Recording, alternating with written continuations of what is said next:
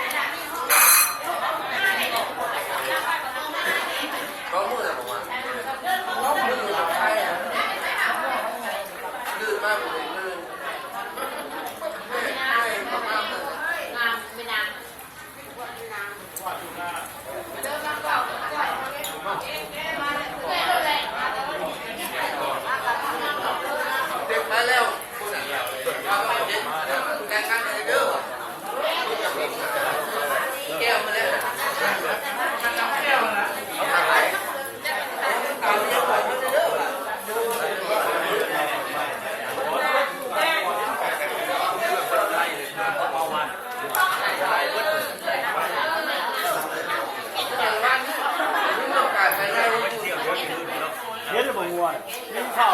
ไม่กินเลยงัวเราครับเป็นยังเรียบร้อยมันดูเฮ็ดนี่เลยถ้าเป็นโรคของเรา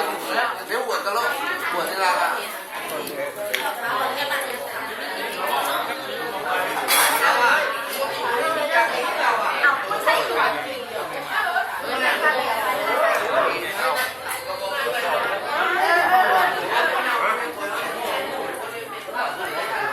ขอโทษขอโทษ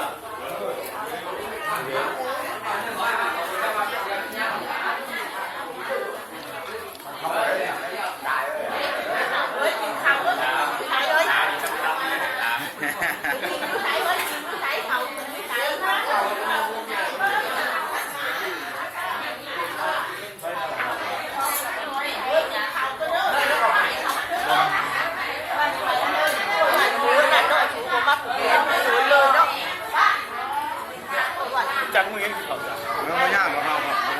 ไม่ยากครับมันดีเลยงั้นมึงกินตะลังได้นะ